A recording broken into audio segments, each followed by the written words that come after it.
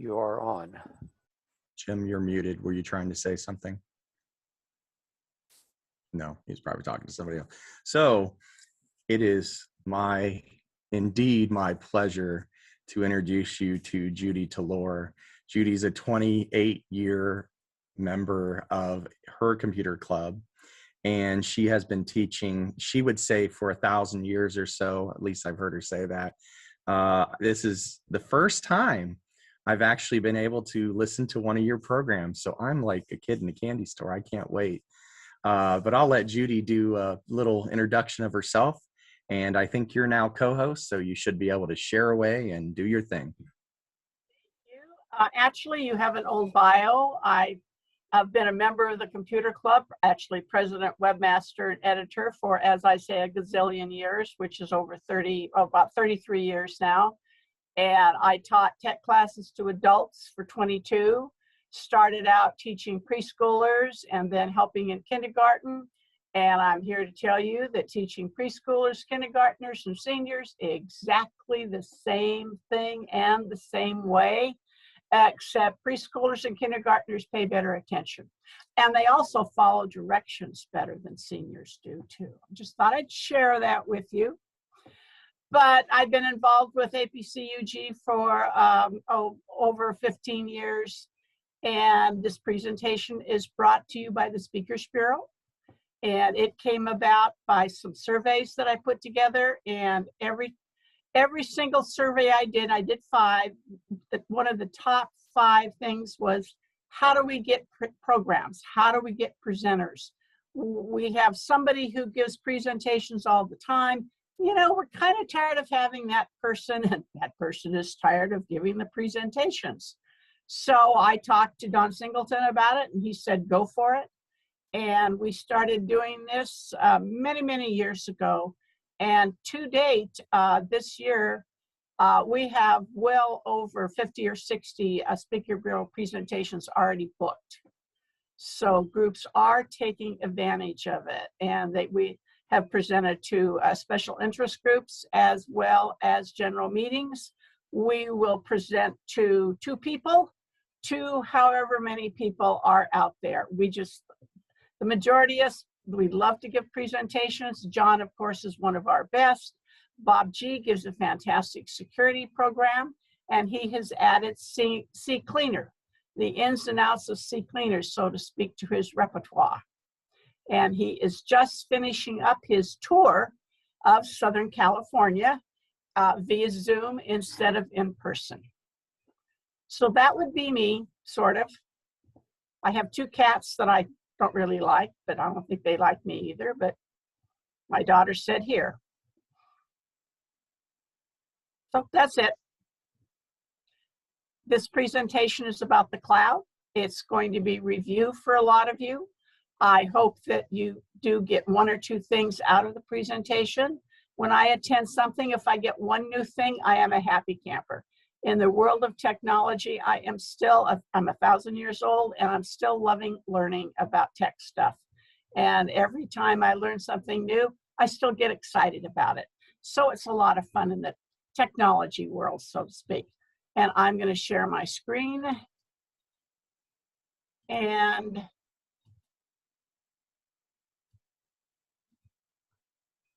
off we go. And let me move myself down to the bottom here before I start clicking through my slides. So the cloud is here. Don't get left behind. There are still people out there who have not got 1 clue about what the cloud is. And this is my slide that I include in front as a second slide for everything.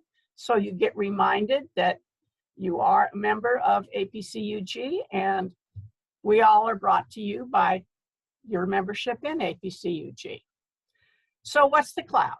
Is it going to be all about Apple or Google, Microsoft, combination of a lot of other things? Some people really don't have a clue.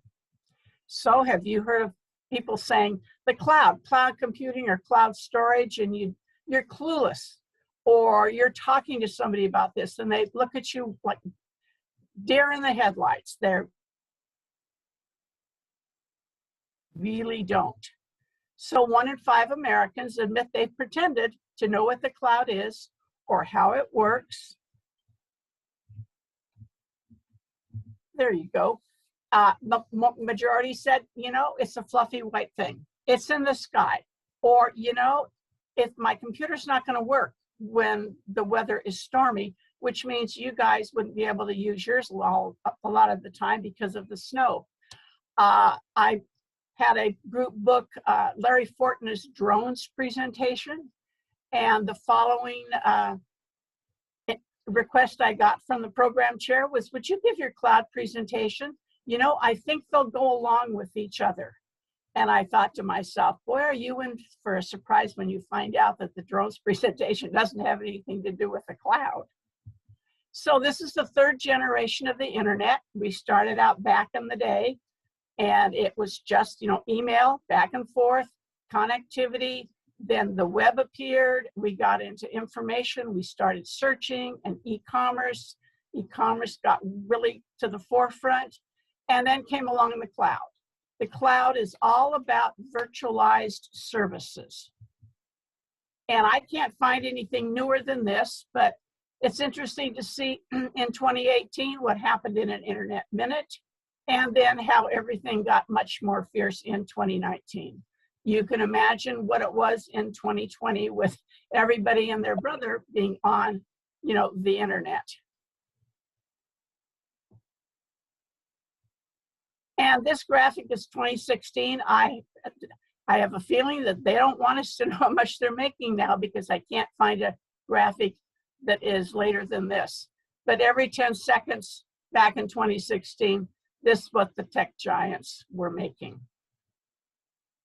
We're buying things on Amazon, all kinds of different things. So what now happens on the internet daily? Well, how about 5.5 billion of searches via Google, 10 million Facebook posts, 500 million tweets. I'm one of those people who is not buying something every single day, but I shop at Amazon. My kids are all Netflix subscribers.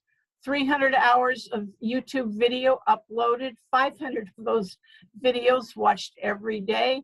And of course, Zoom, which is APCUG's favorite program since 2014. Back in April, when we all started using Zoom, 300 million, it had gone up from 100 million in December of 2019. So this is called down memory lane. Back in the day, we had our hard drive that looked like a record player. We went down to the store, we bought programs, we brought them home, we opened up the box, installed them. We could create docs, edit photos. We used the web to search and send emails. And, you know, a little more than that. If you were really techie, you were using it more, but you regular people, you know, this was about it. And these are program shots from 2007. And I had Trend Micro's PCCillion as my security program. I used Print Shop, and I've used Microsoft Office since, you know, the beginning of time, but I had the new version in 2007. And I've always been using CCleaner. It's one of my 2 paid programs, CCleaner and Malwarebytes. So we were tied to our computers. We couldn't access them from another device or computer anywhere. My youngest daughter and her family moved to Denver, where she set up Borax's HR department. And when it was APCUG Las Vegas conference time, and people said, how can you do that? You're not going to be up here with us. And I just unplugged my external hard drive and off I went, because nothing was in the cloud. You know, we really hadn't heard about the cloud storage yet. And so, but hey, I got on the airplane with an external drive and plugged it into her computer as soon as we got there. And every day I received 2 or 3, you know, emails. Hey, can we have this? Can we have that? And looking back on that now, it would have been so helpful if I had had the folder in the cloud and said, hi, you guys, here's the access to get into it. So when did you start becoming mobile? You started saving content to your storage devices, whether they were CDs or flash drives, the external hard drive, your SD card. But then came the cloud. So what is it? Where is it? Are we in the cloud now with the drones? These are all questions you've probably heard or even back in the day asked yourself. And simply put, it is storing and accessing data and programs over the internet instead of your computer's hard drive. It's just a symbol for the internet. And the term has been around since 1977, when the cloud was used to represent a connection to the internet outside computers, and that was on a flow chart. We know it's there. We just can't see inside it, much like the real cloud in the sky. We just have to have faith that it is there. Why do we want to use it? It's convenient. I think when I was at Denver, it would have been ever so convenient, reliable. We can access it from any device with an internet connection. We can share everything but the kitchen sink, photos, documents, etc. And it should, in my opinion, be your redundant backup external hard drive and also in the cloud. And this just gives you a graphic of, we can access it from our tablet, our smartphone, our laptop, our desktop.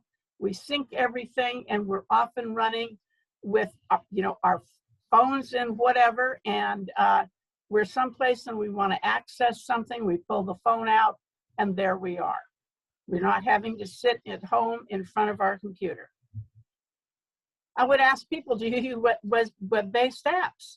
And they say, what's a web-based app?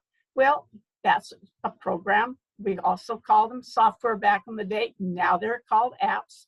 And it's stored on a remote server someplace, and you access it, whether to buy it and download it or use a free program via the internet. Using a browser, I use the Chrome, Edge, and a Avast secure browser. My go-to thing is Google it, and then now I'm following that up and saying, John Kennedy says I'm supposed to say DuckDuckGo it. So I do give DuckDuckGo a plug every time I say Google it. So where does everything live in the cloud? Well, it's on a network of servers, and we need Wi-Fi to access it, and we can access it from any place. Starbucks, McDonald's, vacation, in our place, city parks, nothing to forget. Oh, I was going to, put all these photos on my USB drive and I take it over to somebody's house and show it, and I get there and I say, oh my gosh, I forgot it. And they're kind of got a smile on their face, and we say, not to worry. I've got my photos stored in the cloud. Come on, sit over here and we'll take a look at them. My external hard drive would not have had to go to Denver. At the most basic level, the cloud is just fancy talk for a network of connected servers, network of connected hard drives. A server is simply a computer that provides data or services to our devices over the internet. The server farms are also called data centers, and they provide massive storage and processing power, and they are all over the world. And this is a view of Google's, and they really truly are all over the world. And John was telling me about a cross-platform backup program, and they chop your data up and save it on various and sundry of their servers. Google kind of does the same thing. Where's your Gmail? It might be in Canada's server. It could be in a US server. It could be in an Australian server. They don't leave all their eggs in the basket either. And here's a picture of a data center, and that happens to be in Maines, Oklahoma. And Bill James lives in Oklahoma. And here's a close-up, and when they put this up, and this is the early 2000s, and Google said, oh gosh, our buildings are so boring looking. And so they commissioned somebody to put those murals on one side of the building. And Bill says, there's like 2.5 people who live in the town where it's located, and there is another town close by, and that is where most of the employees would need to live, and it has a good sized population. But the thing is, these don't require many employees. They say that's one of the reasons they're, relatively safe, because they don't have 16,000 people coming in and out of the building all the time. It does not take many bodies to maintain this. And this gives you an overview of what it looks like inside. Racks and racks of hard drives. And they also have them in containers. They can pull a cab up and haul this off to some place that might need an on-site mini data center. And they did that back in the early 2000s when NASA was working on the Nebula open source cloud computing platform. Somehow, they put a cab to that, hauled it over to where it was, and put it all together, and it made it easy to get the data out to the world quicker. So, pros and cons. There's always, really, I like it. I don't think so. So your data is encrypted. I love this one. You won't use all the space on your hard drive. I'm thinking almost all of us have some kind of terabyte hard drive, so that certainly is a true statement. Not any longer. If your device crashes, you'll still have access to your files. They'll be on your external hard drive, or they'll be up in the cloud with that redundant backup. And of course, like your space on your hard drive, it'll take you forever and a day to use up all the space offered by most cloud providers. Mine is iDrive out in Calabasas, which is 2 valleys west of me. I love that it's homegrown. And I have 2 terabytes of space for $70 a year. Ease of access, anytime, any device, any place we're in the world. Back in the day when you could go on vacation and you were on a ship or you were over in Europe, you can access your data.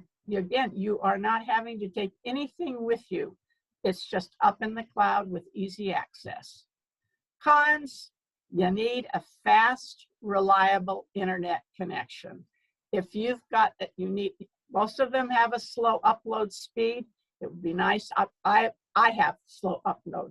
I find other people have quick uploads, and people say, I don't know. Is it really private? Is it really secure? I have a member in my club, worked in technology, that was his field work, and he does not trust the cloud in any way, shape, or form. When we talk about backing up, I say, what do you use? And he puts selected things on USB drives. And I'm thinking, okay, I hope you really have everything. He won't even use an external drive. I just truly don't understand it. So what do we need to access the cloud? And is it really safe? Well, an internet connection, every single thing that we belong to, you have to have an account. They want your username and a password. It's, better to use a passphrase if you possibly can. And of course, we need to agree to the terms. Back in the day when the end user license agreements, also known as a EULA, they were short. Now they go on for pages and pages. And if you find 1 or 2 things in there that you go, I don't know. If you really want to use the service, you're going to say yes. So think about your router. This came up in discussion after one of these presentations, so I added it. How old is your router? If it's like 4 years old, it's time to get a new one. Where's your router located? For better service, you need to have it not on the floor, not in the back bedroom. It needs to be out and about and up on something. If it is someplace that isn't close by, you might want to try a Wi-Fi extender and research what a mesh network is and how much it costs, and see if that's for you for better internet access. In my case, I have Spectrum, and I had the tech and a supervisor out here for 4 hours. And the end result, after me getting all new connections, my house wrapped to have the connection come in to the family room and not into the office, also known as, you know, the back bedroom, the guy said, you really need to use an Ethernet cable. We don't have enough nodes on the east side of the valley, so you are always going to have problematical internet access and read between the lines until everybody goes back to school and everybody goes back to work, and then it'll go back to your normal. So my smart TV and my laptop are plugged into my router with Ethernet, but hey, it's only 4 feet from me. And please, if you are using ISP provided equipment, think about changing them out about every other year. When I was using Time Warner, now Spectrum's equipment, about every other year, I would take my modem, unplug it, drive myself up to the store and walk in and, hi, could you give me a new one? And they would give me the latest and greatest. And when that Field Tech was here, I have a phone modem by Spectrum. The rest of it's my equipment.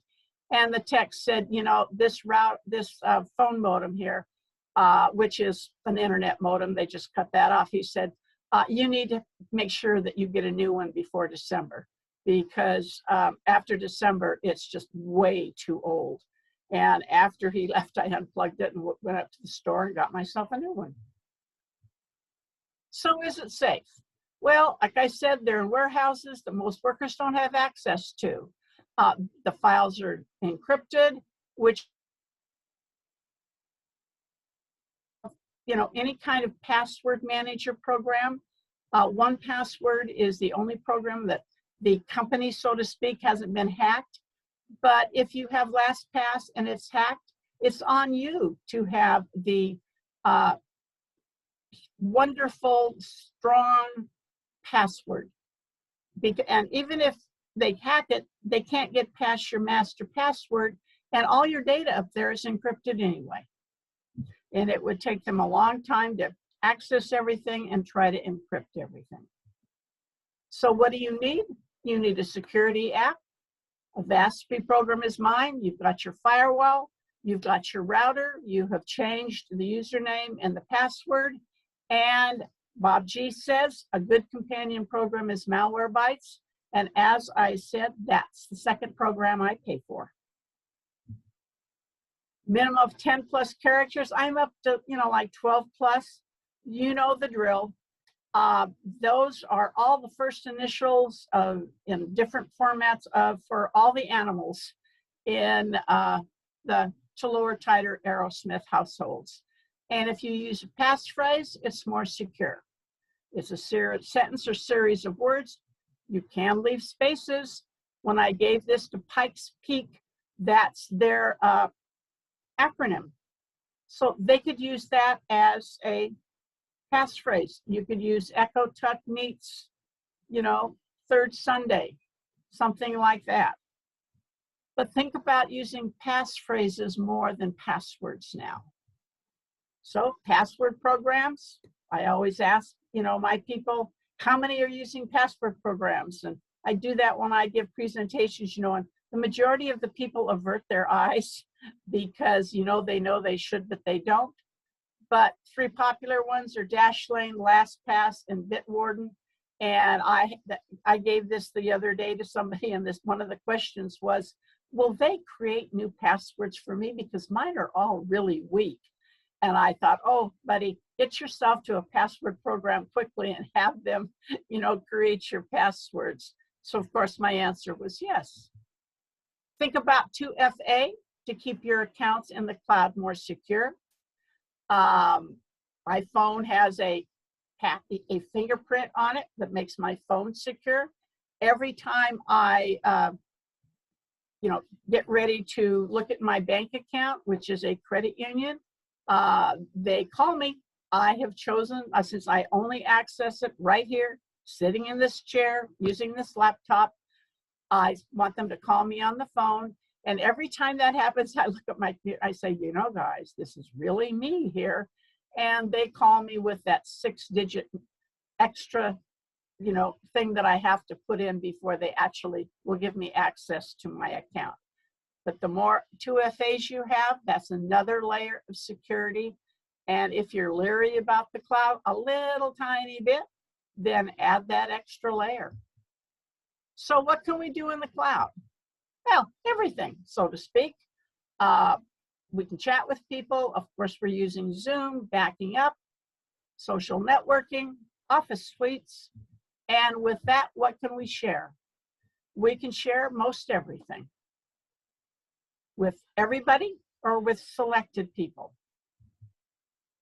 APC uses its Drive account, its Google Drive account. Back in the day, you know, people would send in their 3 copies of their newsletters. The newsletter contest chair would put them in stacks for however many, 3 judges, and then they'd mail them to the judges. Now, Bill James uploads them to the contest folder on the shared drive and says to the judges, hi, guys and gals, here's the link, go for it. And they can print it, they can judge it online. It's their pleasure on how they do that. So much more efficient and so much quicker for them because they're already reading probably their own group's newsletters online. So 54% to say they've never used cloud computing. By golly, no, I do not use it. No. Well, 95% of the group really do. So I ask, are you banking online? Well, yeah. Do you shop online, whether it's Amazon or Walmart or wherever? Are you on Facebook? Are you on Twitter or LinkedIn? Well, yeah. Well, then you are already using the services that are in the cloud, and they just don't think about it that way. So you're sharing photos online. This goes back to 2012 when I retired and the kids said, we should all go to Hawaii. And so those 2 dudes there, the kid on the left is 20, the one on the right is 21, and we shared our photos. So we were in the cloud back in 2012. Do you play online games? Well, yeah. Okay, you're on your iPad. Oh, that's in the cloud. And the majority of us listen to music. Oh, and they'll say, oh, I just love Spotify. Where are the songs? Gee, I don't know. Well, they're in the cloud. And another person will say, oh, I listen to music on YouTube. I look DIY projects. Well, you know, the YouTube is in the cloud. And at my meeting, every time we plugged in our speaker getting ready to have a presentation, I said, okay, we're going to check the speaker to make sure it works now. And they look at me and they'll say, oh, you're not going to play that song again, are you? And with that, they had to listen to a few words, you know, beats of Berlin's Take My Breath Away, my favorite song, because Top Gun is my favorite movie, and I didn't realize it's 34 years old. The new one is coming out in June, and I can hardly wait. So we can link everything together if we want to. My daughter, every time I talk about a printer, my daughter says, you know, I print from my phone. And I'm thinking, well, that's way cool, Stacy. You're sitting in your office at home and your printer's right over there. Bill James prints with his phone. He won't be home, and by the time he gets home, his printing is already ready to go. So there's not too much you can't do with the cloud these days. So I talked about redundant storage. We've got our stuff on our hard drives, external hard drives, or in the case of David, a few flash drives. And then there's the redundant cloud storage, and that's your just in case.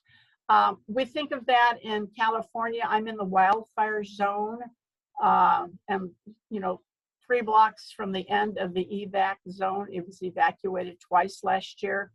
And if I can't get out of the house fast enough to grab my external hard drive, or I'm not home, all my stuff is in the cloud. You've got an iDevice, you got your iCloud. The Android folks, we have Google Drive. Google Photos is in the process of being changed, so if you happen to use Google Photos for storage, please make sure that you check out Google Drive and Google Photos, because things are changing as of June. And hey, Chromebooks are all the rage now. Do you believe they're 10 years old? Who knew? And they're all about the cloud. They're just designed for when you're connected to the internet. They use the Chrome OS. I was reading an article yesterday where they might be coming with a new OS that is specifically for a Chromebook. You don't need security software because every time you turn it off and you turn it back on, they apply whatever it is they need to apply.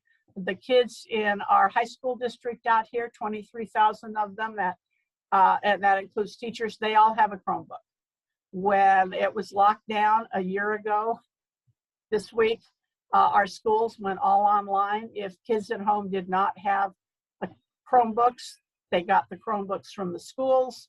And when those ran out, if they didn't have enough, we have something called the Wish Foundation out here that is fundraising for giving equipment to disadvantaged folks. And they made sure that every single student and teacher had a Chromebook. I had one that I really wasn't going to be using it, so I gave it to my kids who teach at one of the local high school, my daughter and my son-in-law. And my son-in-law gave it to the IT guy, and he went, "Oh, this is going to a teacher.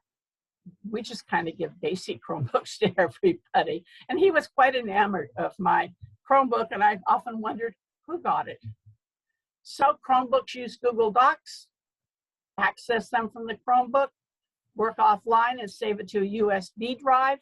Our quarterly Scruggs meeting where the officers from LA area and San Diego area, tech club officers get together to exchange ideas. We have 2 that bring their Chromebook. They do not ask to, have the access to the hostess's Wi-Fi. They just put everything, they take their notes and they save it on a USB drive. And they're happy campers with that. So there's your redundant. You've got stored in multiple locations, password protected, encrypted, access it. You have to decide though, do you want to keep only the latest version or do you want to keep many versions? In some of the backup programs, you have to make that decision. You have to decide, do I want to use a free account or do I want to use a paid account? Again, decisions you need to make. So if you have Office 365 like I do, I have unlimited storage in OneDrive. Google Drive gives you 15. Then again, Google Photos changing in 2021. iCloud 5 GB. Amazon Prime 5 gig. If you have a Prime account, you can have unlimited storage for your photos. And that's where you're going to be watching Thursday Night Football because the NFL has signed a contract with Amazon to show Thursday Night Football for 10 years. So it's going to be interesting to see if they, well, you can get a short-term Prime account, but still. Dropbox is 2 gigs. My iDrive is 5 gigs. And then there's how much you can pay for each of those services. A lot of people use Dropbox. Before APC used the Google Share Drive, we used Dropbox. And I can remember Jim Evans, turning me on to that back in the day. And he'd say, "Come on, Judy, even if you don't use it, come on, get a Dropbox account." Because with Dropbox, the more people you recruited, the more storage space you had for free.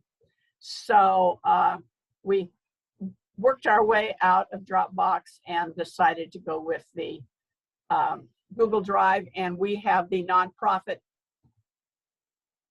email and storage. It's called Workspace now, and that's what Kenneth is going to be setting up for you guys.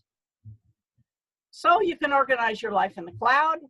I use my Google Calendar. I have one for APCUG things from that email. At my personal email, I have one that works off that. My good friendly Google Assistant over here reminds me of everything when I ask what is on my calendar today, and I just love that. Evernote, I call it my yellow Post-it program. I can remember back in the day with the CRT monitors at work, and yellow Post-its were all the way around the outside of my monitor because the outside edge was 1 inch, 1.5 inches, and Evernote is that. And it is a cool program to keep track of things and it's a Post-it note program.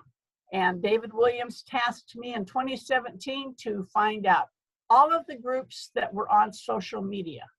And I sent my usual email out and said, hi there, let me know if you are. And as usual, I didn't hear back from that many people. So over time, I would visit each website to see if they had started using social media. And it took me over a year to get it all together. And I just put all my stuff in Evernote. And, you know, you can see it was APC, UG, social media links, NN. I didn't care that I had put that extra N in there. And I just slid all of my information in there.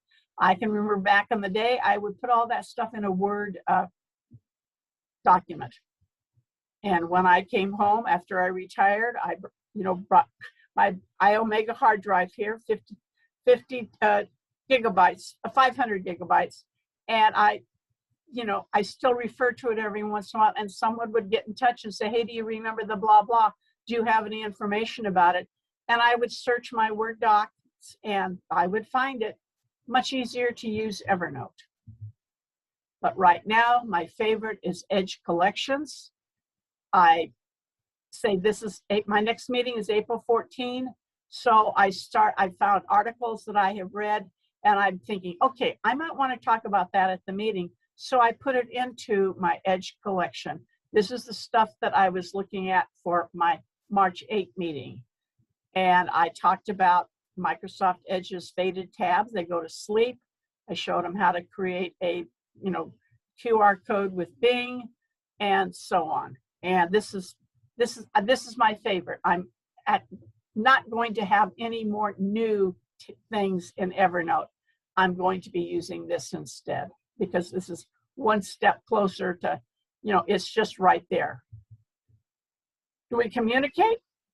Absolutely. We use all kinds of email programs. Many of us have a gazillion email accounts. I have a personal Gmail account. I have a computer club. I probably have 8 or 9 APCUG email accounts, and I'm in Gmail all of the time, checking to see if I've gotten any mail. All in the cloud. My personal address is at usa.net, and I have had that forever because that's the email address I started out with when I first got email back in the day. I have never been a successful person with Skype, but many people use Skype all the time. And of course, a gazillion of us are using Zoom. We either have pro accounts, the groups are using APCUG's free pro accounts, or they're happy with the 40-minute meeting up to 50 participants, or they just pay by the month. I recommend that every tech club have a Google Voice phone number. There are still people out there who like to pick up the phone and call.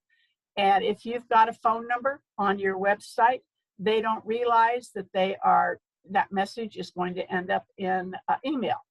And my message on my groups was the exact same as it was when I had a separate phone in the office, also known as the back bedroom. And the answering machine said, thank you for calling, the SCV Computer Club, blah, blah, blah, blah, blah. And when I got the Google Voice number, it said the same thing. And again, some people still like to pick up the phone and call. And if you only get 2 or 3 calls, every 6 months or something, but hey, you might get a new member out of it, and it doesn't cost you anything. And I use Spectrum's VoIP, and for that, I use NomoRobo. I've been using it since 2014. The FTC did a contest in 2013, and this guy won by putting an extremely simple, small app together. And it was interesting that Time Warner was the only provider that jumped on the bandwagon as soon as he won that. In January of the next year, they offered it for all of their customers. I joined a year later. They have something called CallGuard now, and almost all phone programs have some way to block spam, phishing calls, and things like that. According to NomoRobo's site a couple of weeks ago, they had stopped 2 trillion calls. And I watched the number of calls that I got dramatically reduced when I started using NomoRobo. We have FaceTime for Mac. My oldest daughter's husband's dad, he doesn't know anything about technology. He really doesn't care anything about technology. And he and grandma would call every Sunday night and talk to his son and my daughter and the two grandsons. And then they thought, you know, let's see if we can get him to get an iPhone. And they showed him how to use FaceTime, and he is the most happy camper in the whole free world. Because now, instead of just talking to them, he can see them. And his grandma has Alzheimer's, and it's so great for the kids still to keep in touch, because he calls not in the evening like he used to, he calls in the morning when she is still herself. And this is precious time for them, and it's so great that they can see each other. So, can you stream in the cloud, play games, social media? Yep. How long has it been since you've been to Blockbuster? We have this small valley here, and there's 210 folks here. And we had one of the Blockbusters that closed last. It was a large one, and it's now a Wings restaurant. Do you still have your cassette player? Bill James still has a couple of his. Well, with the power of the cloud, we're all streaming into our devices, whether it's our phones, our tablets, our TVs, whatever. And we can attend lectures. Since we can't go into these things in person now, it's perfect to be able to see a lecture. And how many of you haven't watched something on at least one of those? The Discovery Plus network now is coming out $4.99 a month, and that is the HGTV and the Gaines people, and more they are bringing more things over to it, and it's amazing what they are going to have. And if Locast is in your area, if you have cut the cord, you can use that to watch your local channels. I gave this presentation to the Lorain County group, and I heard back from Sandy Ruth after I talked about Locast, and she was so excited. They had just gotten it because she has cut the cord, and this added to her repertoire. So no one wants to experience a lag in their streaming, so the cloud computing allows company to ensure the highest viewing quality. They want to keep it like that. They are going to do the best to make sure that there's not buffering and stuff like that. On our end, we need to work with our router, our internet access, our Wi-Fi extenders and things like that to make sure everything is good on our end. Playing games in the cloud, this tabletop simulator, John and his son Christopher gave an absolutely fantastic presentation on how to use tabletop simulator and do various and sundry board games. And it was at our February 13 virtual technology conference. And I loved when Christopher said, and you can clear the table. And instead of being in your home and flipping the table and have everything fall on the floor or fly around the room, you can do it right online here. So that was fun to watch, as well as the demo of a few games. I gave this again to Pikes Peak, and I heard back from their program and chair, and he said, you forgot to talk about ebooks. And I said, okay. So I'm not a fan, but are you a fan of reading books with an e-reader, your tablet, or even your phone? Well, they're in the cloud. You can use Calibri to manage your ebooks, and just found out with the PDF presentation that you can you can make your ebook reader, whether it's a Kindle, whatever format, you can turn it into a PDF. So then you can read that book on any device. And you can access your content from Google Drive, OneDrive, Dropbox, you name it. But again, it's all in the cloud.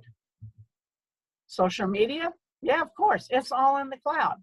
How many of us haven't gone to at least one of those things? I don't know if you have Nextdoor in your area. You should. I always tell tech clubs, that's where you should advertise your meetings because it's free. If I send something out, I reach 5,600 potential people who might read the announcement. when my youngest daughter's mother-in-law, who lives in the center of the valley, she can send something out. I've done that for the senior center to publicize an event. She can send to 1,600 folks. So Nextdoor is a cool thing. Pinterest, lots of good DIY stuff on there. My kids have Instagram accounts. Everybody has been to YouTube. You might not tweet, you might not be on Facebook, you might not do Instagram, but hey, you've gone to one of those. And this chart is how seniors are using social media. And they call us older adults, okay? So we can be older adults. And this is from my Facebook account. The one on the left is my oldest daughter's brother-in-law. They are down in Vista, north of San Diego, and their daughter is going to university not in Oklahoma, not in Ohio, but around where you are. I don't know if it's Michigan or Wisconsin. And she's quite the swimmer. And so they were going to spend the day in the cloud watching her meets. Jam and Java Facebook Live, this organization used to have a live jazz event every single Monday night at a Lutheran church in one valley left to the west of me. Take me, 30, 40 minutes to get there. And they had drop-in musicians, and all of these musicians are well-known ones. They just happen to be in the area, and they'll come in for a jam session. Every once in a while, they do a hymn, but it was all kinds of a mix of music, and you never knew who you were going to hear. They decided to use Facebook and YouTube. And I mean, the first few that they did, they were a bunch of musicians who had no clue what they were doing. And over time, they have gotten very expert. They publicize it via Facebook, and you watch it via Facebook. The one on the right is our sheriff's captain, and he's showing the community that he stopped at this little girl's Girl Scout table and bought some cookies. And my youngest daughter was the mover and shaker for our ice rink that was closed. And that's from her Facebook post. And she's thanking the former mayor and the city council for saving the rink and the city staff and all that good stuff. And she can't wait for the reopening. And that showed the video of what it looks like. So these are the kinds of things. If I was not on Facebook, I would probably never know what my kids were doing. Because, not too many, older kids pick up the phone to call Grammy. And gone are the days of coming over to Grammy's house and, okay, just came from Walmart. Here's your photos. One for you, one for us. One for you, one for us. One for Mimi, one for you, one for Mimi. No, that doesn't happen anymore. So, if you want to keep up to date, you usually have to be on Facebook to see what's going on. And YouTube, hey, you can watch any video that APCUG has uploaded. Many groups use them for meetings. I always say have a VTC or workshop video in your back pocket in case the speaker doesn't show up at the last minute. You get an email and it says, oh Lord, I'm just not feeling well at all. I can't give the presentation. I am so sorry. And you go, ooh, what am I going to do? Well, take a peek at three of the videos that are APCUG's YouTube channel and try them. I was glued. I'm in SoCal, a half an hour from JPL. I was glued to my laptop watching the Mars landing. I was just so excited about that, because I've been living and breathing aerospace happenings for over 50 years. My oldest daughter, she was always glued when the first space exploration, everything came about.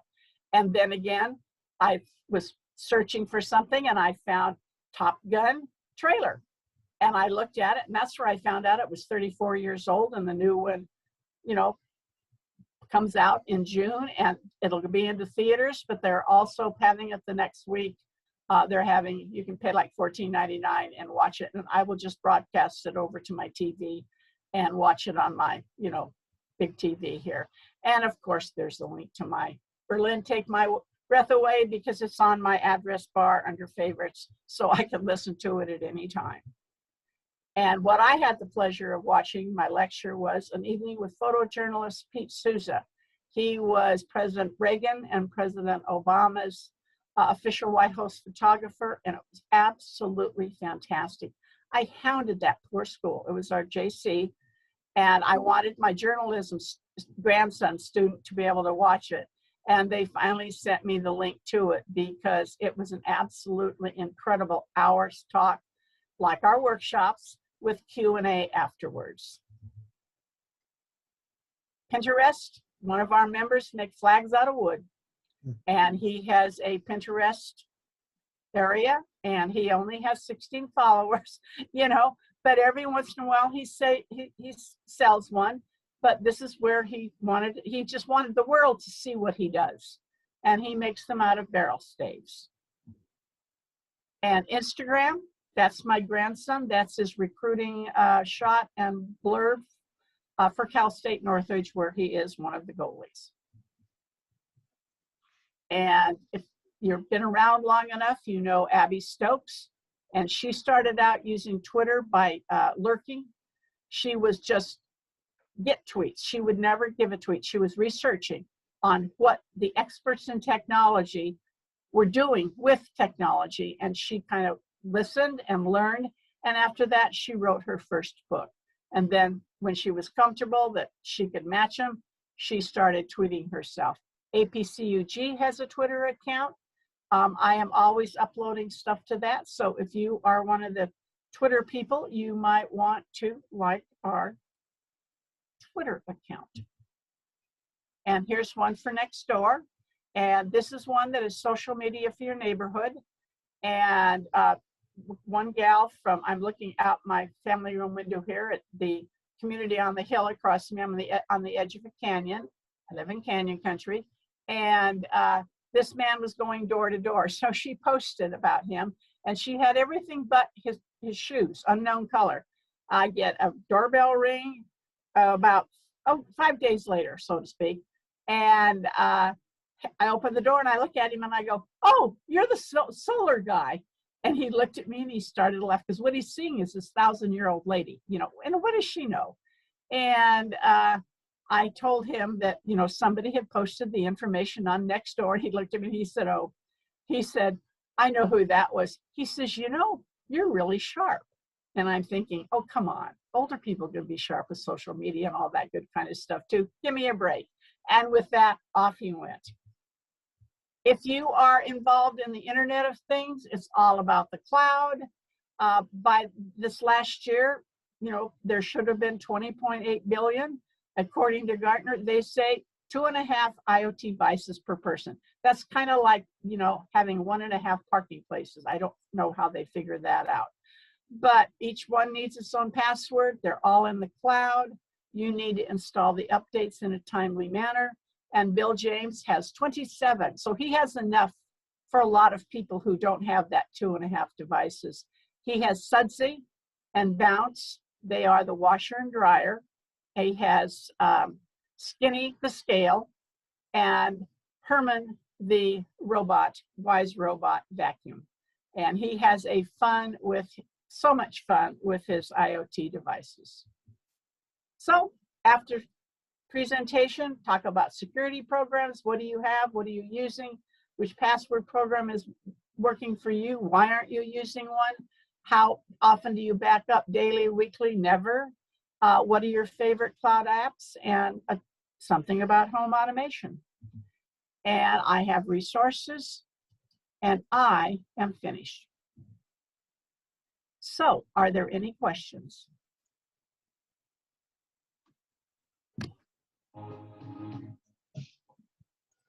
I don't have a question. This is Everett McKee.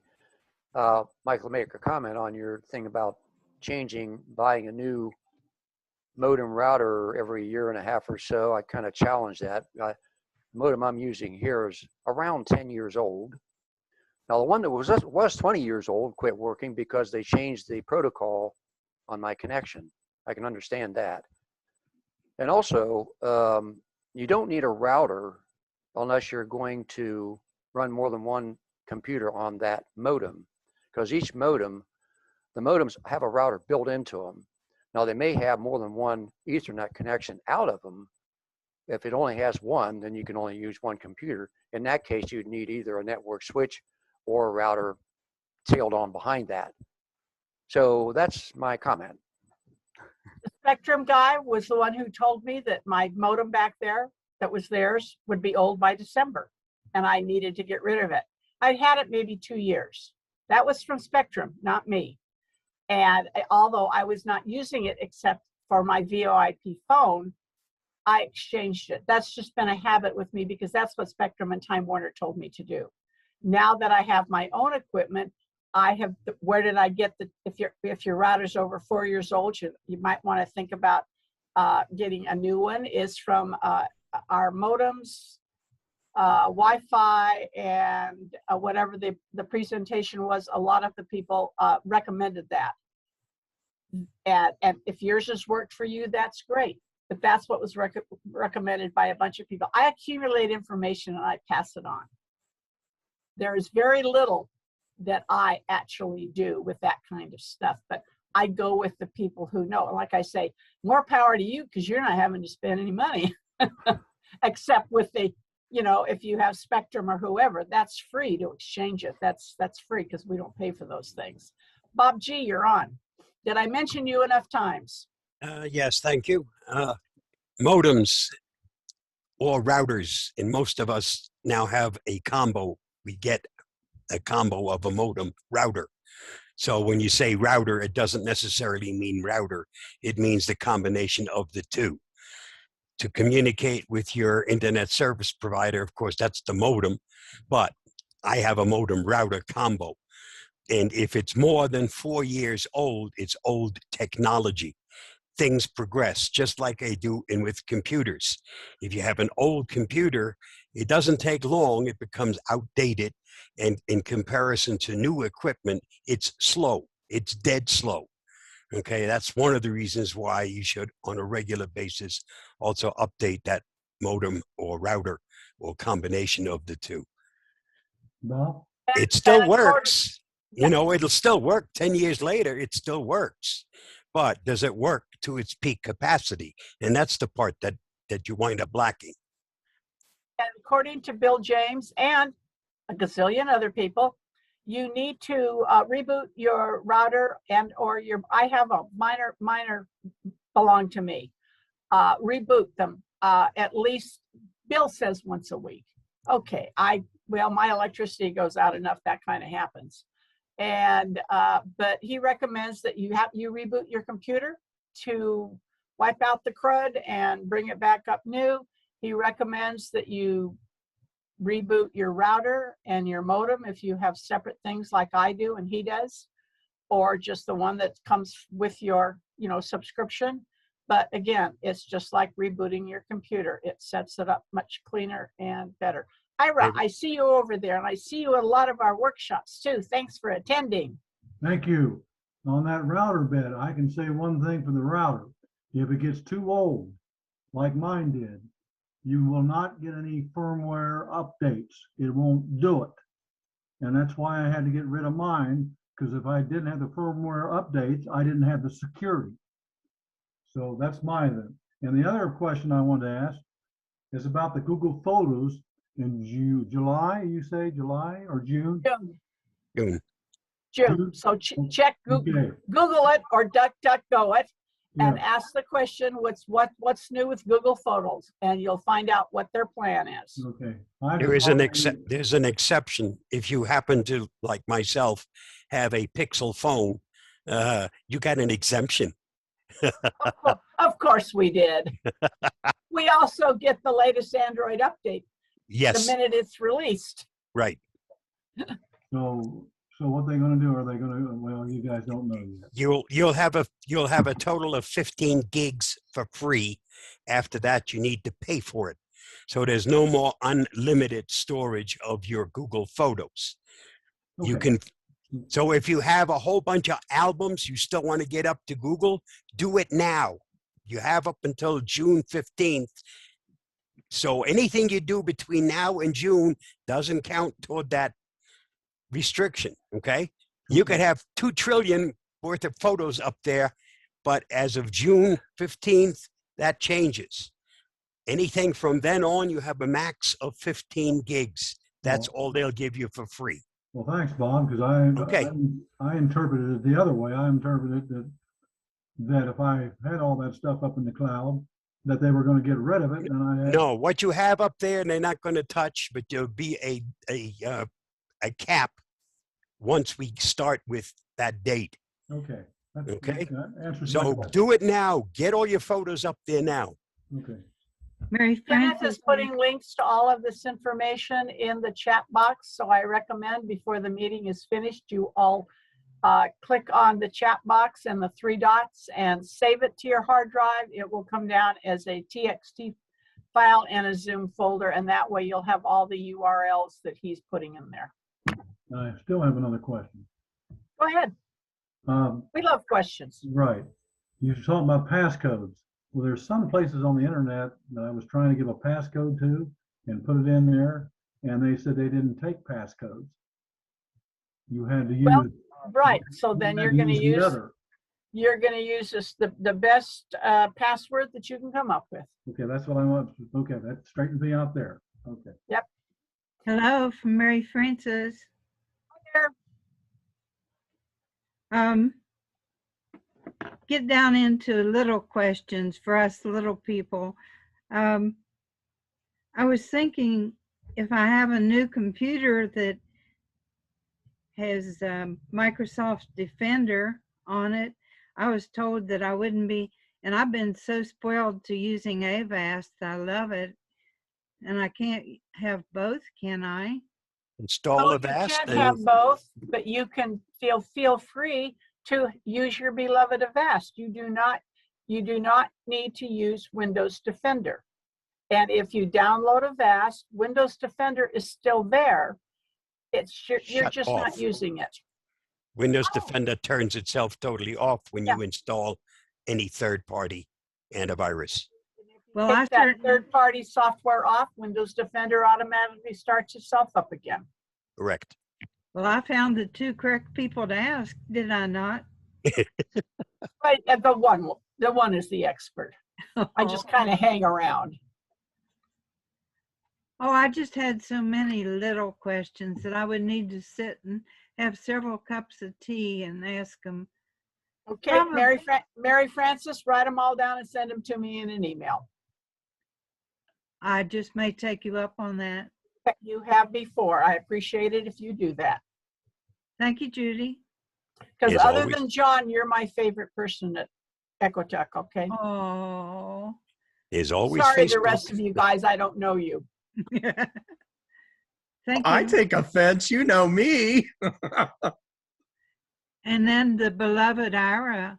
Oh my goodness, Oh, she shouldn't have Judy said knows that. me. She's already put me to the test. She says, Ira, if you don't know how to come on my site and put it in there right. Ira is one of those people I hound, okay? And I finally learned how to do it. So it's working. Hey, I changed it around a little bit, so I'm more apt to get what I need now instead of the other thing, because we figured out it was autofill that was the culprit. David Any has more his hand up. questions or discussion? David has his hand up. Oh, hi, David, up in the corner. Sorry. Uh, I have a freeware Office suite installed on my Windows 10 computer at home. It's called WPS Office. And so it creates files that are compatible with Microsoft Office. I also use Microsoft OneDrive for putting files up on uploading to OneDrive. I have a tablet computer and a smartphone. On both of them, I have a free Microsoft app to open Word files and Excel files.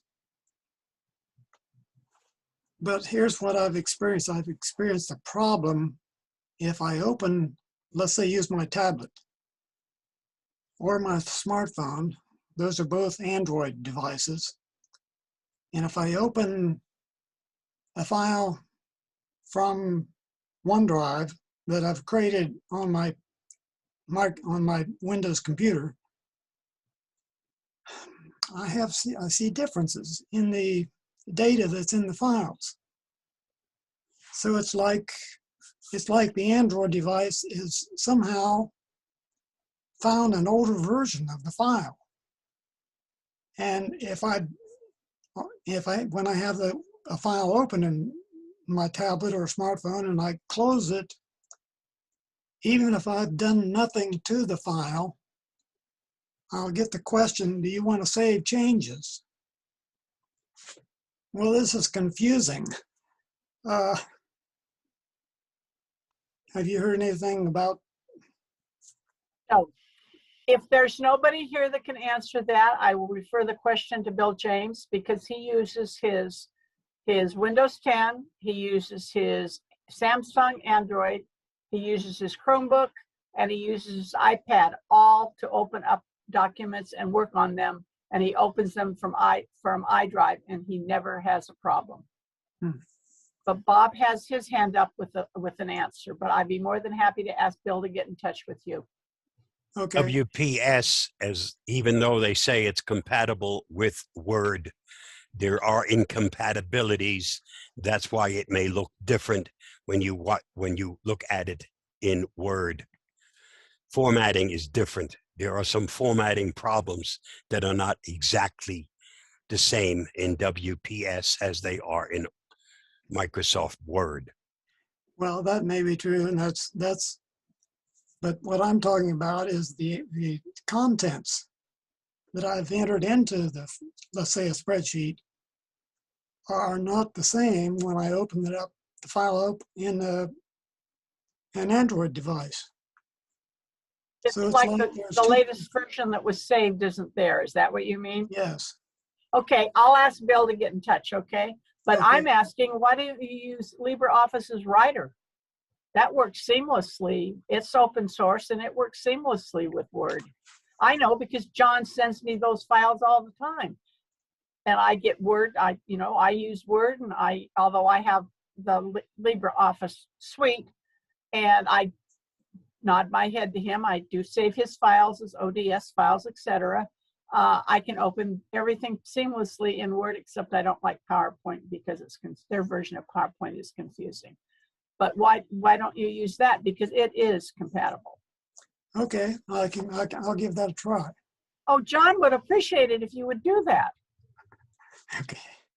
I'm an equal opportunity person here, okay? I believe LibreOffice is also more updated than WPS. WPS really isn't supported much anymore. LibreOffice is. That's like your old 4-year-old router, okay? Yep. It's time to move it on. And you can have it with the Chinese drop-down menus or the ribbon, your choice of how you want to view it, whatever is compatible with what you, and to be honest with you, when I set up somebody's computer who will not pay for Word, I put Office on there, and that's what I asked them. Are you still using something that is so old that you have the drop-down menu? So that's how I have it set up for said father-in-law down in Vista, because he wouldn't know ribbon if it hit him in the head. But there is a free Office product online. If you use it online, you can have Office online. And it gives you Word, Excel, and PowerPoint. But it has to be done online. But it is the Office product. Does that work within a web browser or? Correct. Yeah, okay. But it's a stripped down version. Hey, you can use Google Docs. If you have a Gmail account, Yep. Use Google Docs. I can use Google Docs. I think it's Sheets. Again, I can't use their PowerPoint because it's too austere. I could easily drop Word. I don't use Excel that much with no problem and use Google Docs. So we have some options for you to try. Yeah. Okay. Thank you. And Only, by the the way, only one I'll I can't be get away. checking back.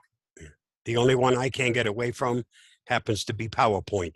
There's just nothing else that works 100% like PowerPoint.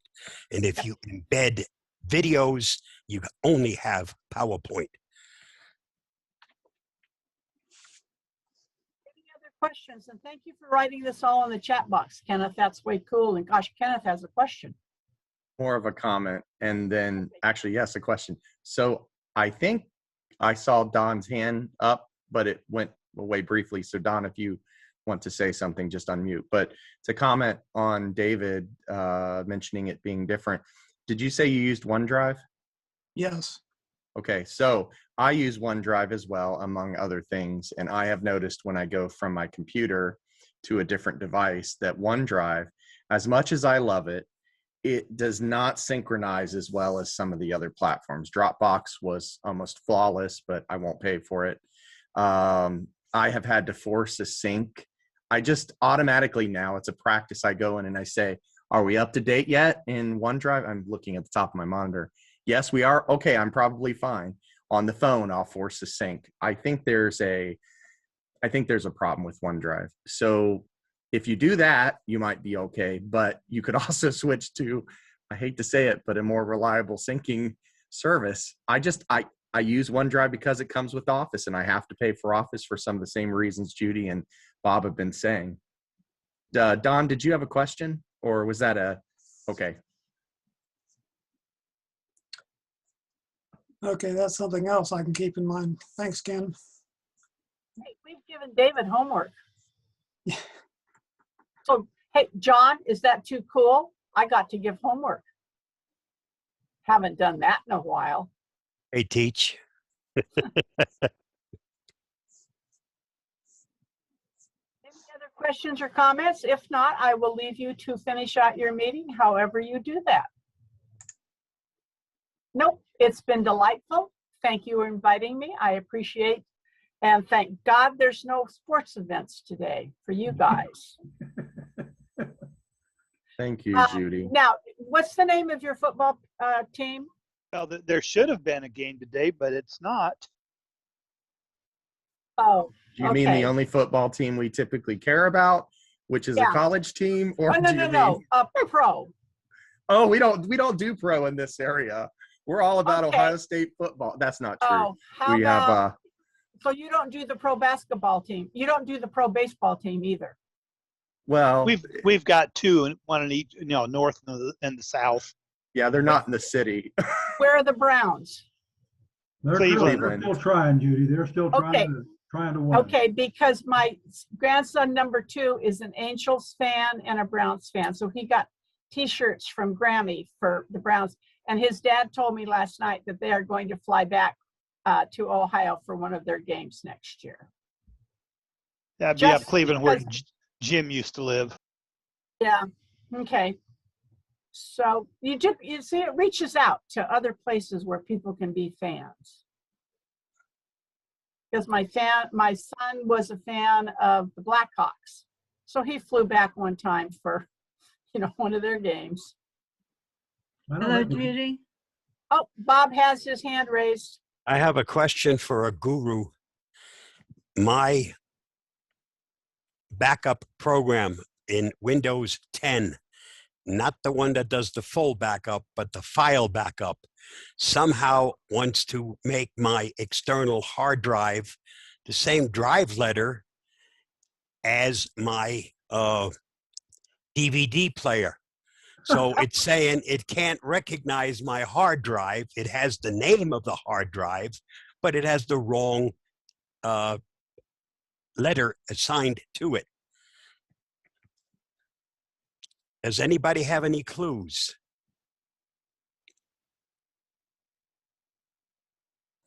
Bob, you could go, just for grins, when it does that, go into the device manager, or not device manager, computer management, and then disk management. Mm-hmm. And you can see the actual hardware in there and what driver letters are attached. And if necessary, you can change it there. But it is puzzling that it is assigning a drive letter that a DVD player or, your CD is already, is your CD player showing the same drive letter that it's trying to assign this to? It has assigned for my external hard drive the same drive letter as the CD player. The funny part was in Explorer, it's correct. It's only in the backup program that it's screwed up. So it will not do the file backup because it says it can't back up to that device. Of course not. It's a CD player, and I don't want it to go to a CD player. I want it to go to my external hard drive. But I don't know how to get one because it's correct on the Explorer part. That has it correct. It's only on the backup program where it's incorrect. And that's your Dell computer, right? No, this happens to be an HP. Oh, It's I the just desktop. thought it was another black mark in Nope. my mind for Dell. Nope. Well, Yeah, okay. Well, go to your disk management when it's in that condition, and maybe you could remove the drive letter from the CD, just remove it, and see if that works. I mean, it's a way of finding out what the problem is, but Yep. maybe that'll do it. I can give that a shot. Hey, Bob? Yep. Is your external hard drive plugged in when you launch your backup program? Yes. And it says it's not available because the drive letter, of course, is wrong. Yeah, was your external hard drive plugged in when you started up your computer? Yes. Okay, usually if it's one of those two conditions, it may not log it in correctly, but it looks like it had access to survey all of the connections, and somehow those two locked together. Yeah, the strange part is if I try using the backup and restore Windows 7, there it's correct. If I try using the file backup, it's wrong. And that's the part that's so darn puzzling. I agree there. Davy Roush, over and out. I have 4 suggestions for you. Okay. Okay. Besides throwing it away. Oh, okay. I have 3 suggestions for you. Suggestion 4 was, throw it out or bang it up. Suggestion 2 is also funny.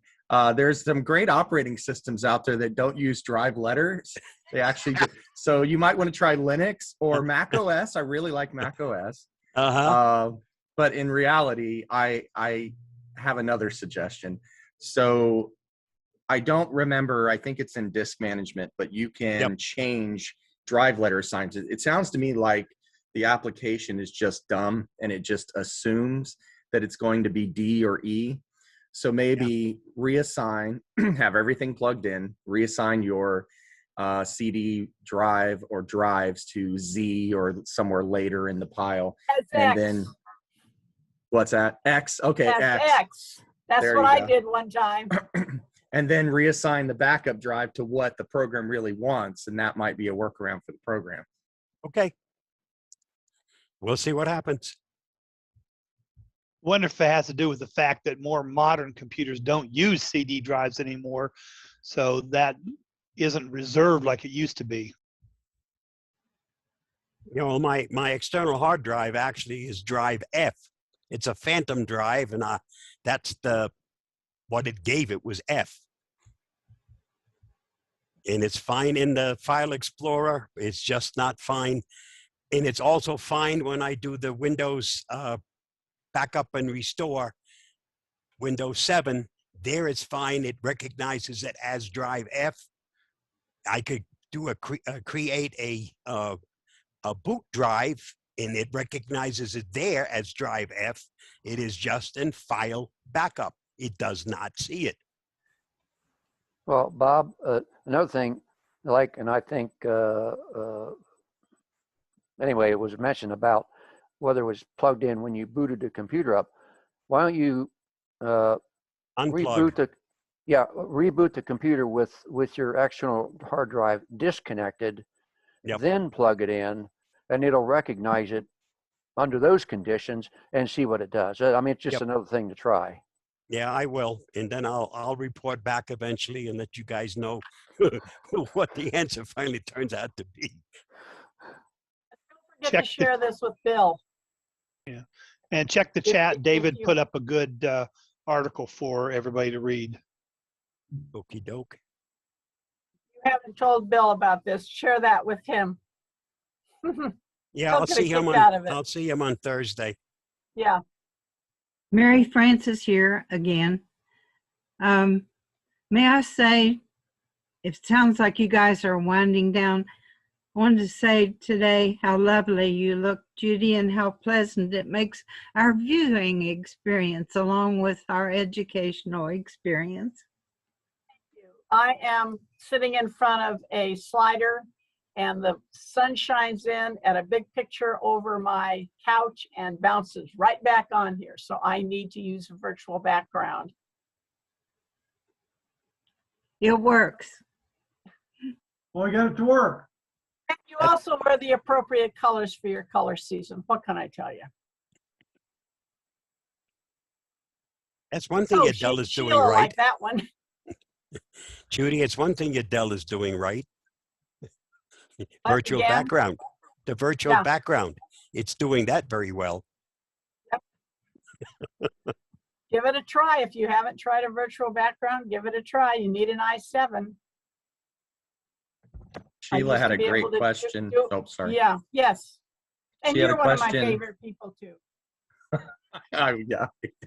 Okay. No offense taken. Sheila asked me a question directly, so I don't know if she meant to just ask me, but it's a good question. I think everybody should know. Sheila, do you want to ask it?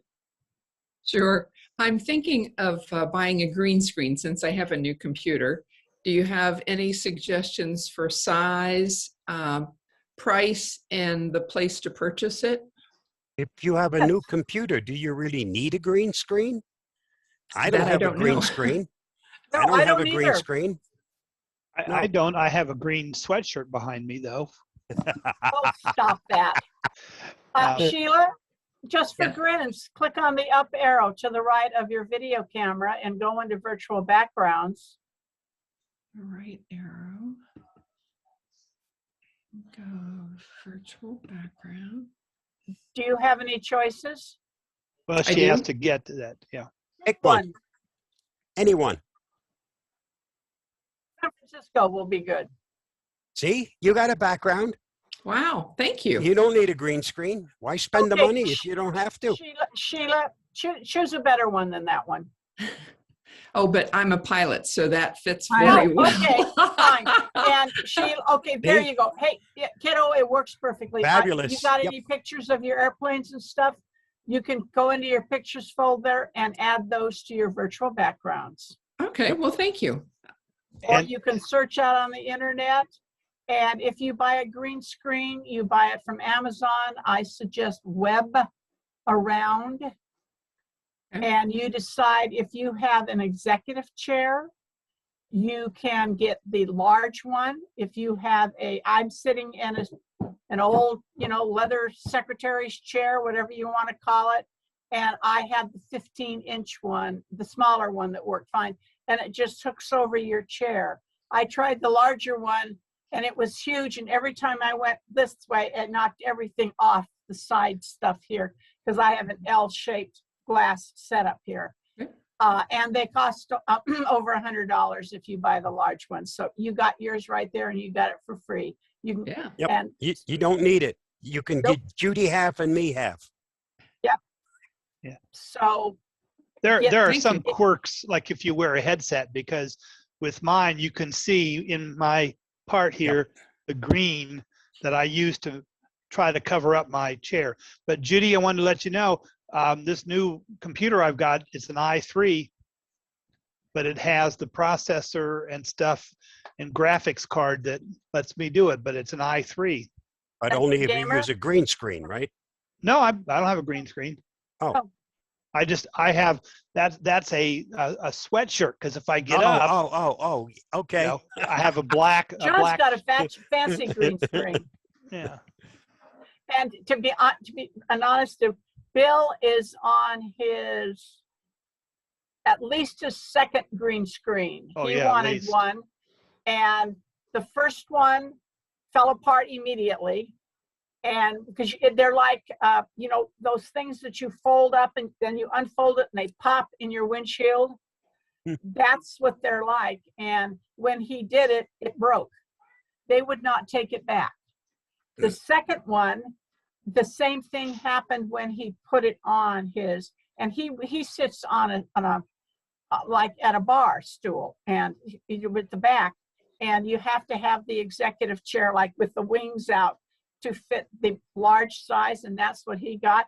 And when I got that and I took it back, it cost me $25 to ship it back, and it was free shipped to me from Amazon. But the people who had Amazon wouldn't deal with the return. I dealt with the company. It cost me, you know, $25.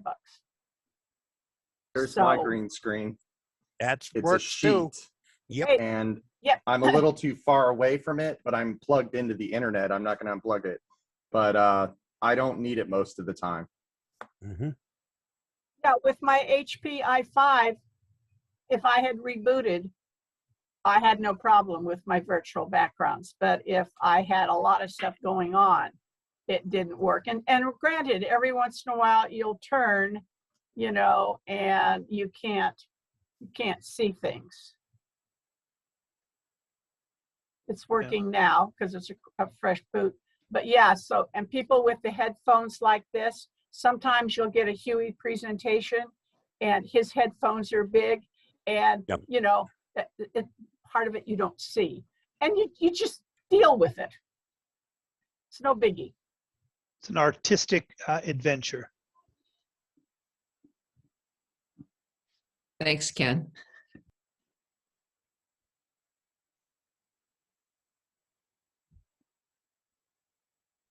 Is it time to Judy, go? You got some positive comments in chat that's been buried now with all my junk. Well, not junk, with all the stuff people have been talking about. So many, many thanks. A few of them had to jump Welcome. off. And I'll see you again sometime. It was a nice presentation. Thank you, thank Thank you. you. You are a good group. I enjoyed myself. Good. We As were on our opposed- best behavior today. As opposed to groups that don't talk to each Yep. other, and I can't figure out why. Bye-bye. Bye-bye, later. Judy. Okay, I'm going to go ahead and stop the video, and we can stick around and chat if you want, but the video is stopping right now.